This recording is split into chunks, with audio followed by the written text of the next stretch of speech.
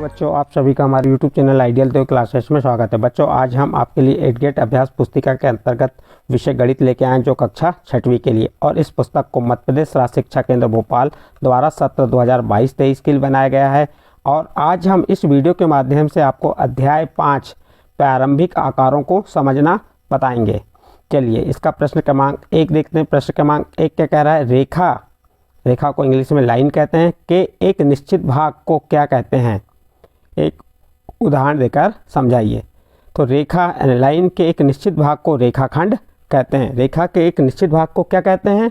तो रेखा के एक निश्चित भाग को रेखाखंड कहते हैं। और उसे उदाहरण जैसे ये ए और बी एक क्या है? रेखाखंड है। इस प्रकार उदाहरण देके आप बता सकते हैं। तो बच्चों, इस प्रकार आपका प्रश्न नंबर 1 यहाँ पे कंप्लीट होता है। इसके बाद प्रश्न नंबर 2 देखिए, संपूर्ण कोण किसे कहते हैं? चित्र में दर्शाइए। देखिए ये जो घड़ी की सुई है, यदि ये पूरा एक चक्कर पूरा लगा लेती है तो ये क्या कहलाता है? संपूर्ण कोण कहलाता है। और इसे क्या संपूर्ण कोण किसे कहते हैं ये भी समझा दिए, यहाँ नीचे लिखे हैं। एक ही दिशा में 2 ऋजु कोण घूमने पर एक चक्कर पूरा हो जाता है। यह एक पूरा चक्कर एक घूर्णन कहलाता है। और एक घूर्णन के लिए कोण एक संपूरक कोण कहलाता है। तो इस प्रकार से बच्चों आप इस प्रकार चित्र में बता सकते हैं, चित्र में दर्शा सकते हैं। और संपूरक कोण किसे कहते हैं ये हमने आपको नीचे बताया, इसे आप लिख सकते हैं। इस प्रकार प्रश्न नंबर 2 कंप्लीट। प्रश्न नंबर 3 क्या कह रहा है? 1/4 घूर्णन के लिए कोण का नाम क्या है? 1/4 घूर्णन के लिए कोण का नाम क्या है? तो उत्तर देखिए इसका हल क्या है? 1/4 घूर्णन के लिए कोण का नाम समकोण है। आपको विकल्प खालिस्तान सत्य में पूछ सकता है प्रश्न, या एक वाक्य में पूछ सकता है कि 1/4 घूर्णन के लिए कोण का नाम क्या है? तो आप बता सकते हैं 1/4 घूर्णन के लिए कोण का नाम समकोण है। इस प्रकार प्रश्न नंबर 3 कंप्लीट हुआ। इसके बाद नेक्स्ट प्रश्न है प्रश्न नंबर 4 देखते हैं। क्या कह रहा है प्रश्न नंबर 4? ऐसी दो स्थितियां लिखिए जहां समकोण, न्यून कोण, अधिक कोण, प्रतिवर्ती कोण बन रहे हैं हो। तो देखिए समकोण की 2 स्थितियां क्या हो सकती हैं? बंद किताब के किनारे, डस्टर के किनारे, ये समकोण की 2 स्थितियां हो सकती हैं। फिर न्यून कोण की 2 स्थितियां क्या हो सकती हैं? स्टेपलर और बतख की खुली चोंच, ये किसकी हो गई? न्यून कोण की 2 स्थितियां हो गई। इसके बाद अधिक कोण की स्थितियां 2, मकड़ी का जाल, खुली हुई पुस्तक। और प्रतिवर्ती कोण के लिए अंग्रेजी अक्षर वी के बाहरी और कोण, और एक आप अपने तरफ से लिख लीजिए। इस प्रकार से आपका प्रश्न नंबर 4 यहाँ पे कंप्लीट होता है। इसके बाद नेक्स्ट अगला प्रश्न कौन सा आता है? प्रश्न नंबर 5, निम्नलिखित कोणों को चांदे की सहायता से मापिए। तो आपको इन कोणों को चांदे की सहायता से मापना है और बताना है कितने अंश के कोण हैं। तो यह कोण कितने अंश का है? 90 अंश का है। और इस कोण को आप चांदे की सहायता से मापेंगे तो कितने अंश का मिलेगा? 45 अंश का। और उसके बाद ये वाले कोण कितने अंश का होगा? 120 अंश का। फिर यहाँ पे ये जो कोण बन रहा है ए बी सी, ए कोण 40 का, बी कोण 140 का, और सी कोण कितने अंश का होगा? 40 अंश। आप चांदे की सहायता से इसे नाप सकते हैं और हल कर सकते हैं। हमने यहाँ पे नाप के बता दिए। इसके बाद नेक्स्ट अगला प्रश्न देखते हैं प्रश्न नंबर 6।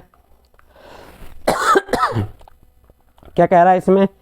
यदि 2 रेखाएं परस्पर प्रतिच्छेद करें और उनके बीच का कोण एक समकोण हो तो वे रेखाएं कहलाती हैं। चलिए इसका हल। यदि 2 रेखाएं परस्पर प्रतिच्छेद करें और उनके बीच का कोण एक समकोण हो तो वे रेखाएं एक दूसरे पर लंब रेखाएं कहलाती हैं। लंब रेखाएं कहलाती हैं। इस प्रकार आपका प्रश्न नंबर 6 कंप्लीट। इसका बाद प्रश्न नंबर 7 देखिए क्या कह रहा है? एक रेखा पर बिंदु, प्रश्न क्या कह रहा है देखिए यहाँ पे, एक रेखा पर बिंदु ए बी सी इस प्रकार स्थित हैं।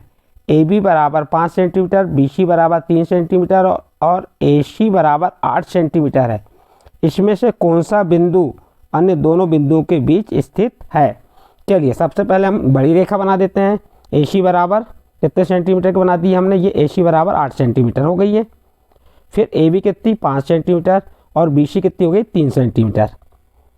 अब प्रश्न ये है कि इनमें से कौन सा बिंदु अन्य दोनों बिंदुओं के बीच स्थित है? तो देखिए यहाँ पे ये बी बिंदु ए और सी के बीच में स्थित है। आप बता सकते हैं ए बी बराबर 5 सेंटीमीटर, बी सी 3 सेंटीमीटर, ए सी 8 सेंटीमीटर। जो प्रश्न का उत्तर पूछा था कि कौन सा बिंदु अन्य दोनों बिंदुओं के बीच स्थित है, तो आप बता देंगे बी बिंदु अन्य 2 बिंदु ए और सी के बीच स्थित है। इस प्रकार प्रश्न नंबर 7 कंप्लीट। नेक्स्ट अगला प्रश्न देखते हैं। निम्न के लिए चित्र खींचिए। किसके लिए चित्र खींचने के लिए कह रहा है यहाँ पे? ए नंबर है, एक विषम बाहु न्यूनकोण त्रिभुज। तो विषम बाहु न्यूनकोण त्रिभुज विषम यानी क्या होता है? जिनकी तीनों भुजाएं विषम हो, बराबर ना हो, वो कौन सा न्यूनकोण त्रिभुज कहलाता है? विषम बाहु न्यूनकोण त्रिभुज कहलाता है। देखिए ये हमने विषम बाहु न्यूनकोण त्रिभुज बना के बताया ABC। यहाँ बता सकते हैं आप त्रिभुज ABC विषम बाहु न्यूनकोण त्रिभुज है। उसके बाद दूसरा क्या कह रहा है? एक अधिक कोण समद्विबाहु त्रिभुज खींचिए।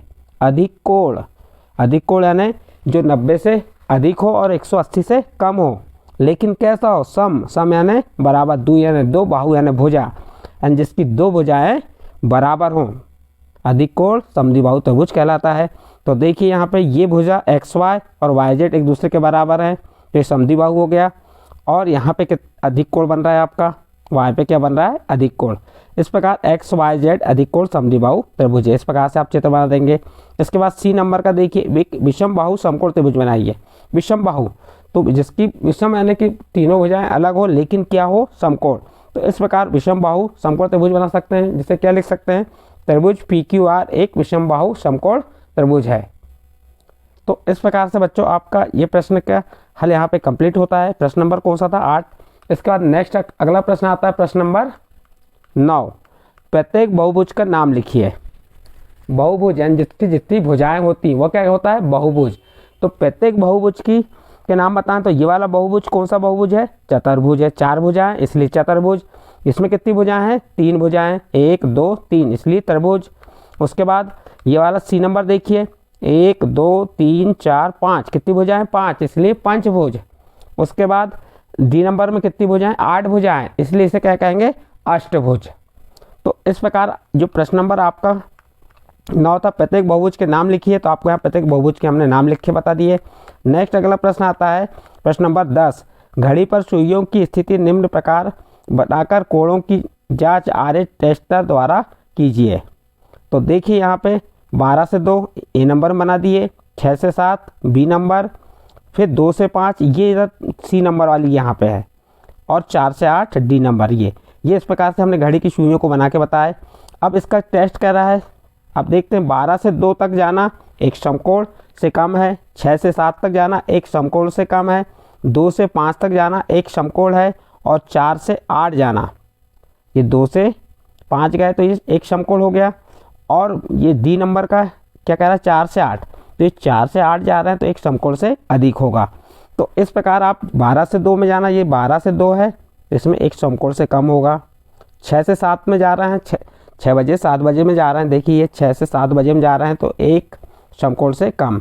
2 से 5 C नंबर का चित्र यहाँ पे ध्यान दीजिएगा, 2 से 5 में एक समकोण, और 4 से 8 तक जाना एक समकोण से अधिक।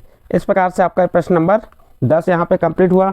और प्रश्न नंबर 10 के साथ आपका जो अध्याय था, अध्याय कौन सा था जो आपको हम बता रहे हैं, कौन सा अध्याय? अध्याय 5 प्रारंभिक आकारों को समझना यहाँ कंप्लीट होता है। बच्चों इस अध्याय के जो प्रश्न समझाए आपके समझ आए हों तो आप हमारे चैनल आइडियल देव क्लासेस को सब्सक्राइब कीजिए, लाइक कीजिए एवं अन्य ग्रुप में शेयर जरूर कीजिए।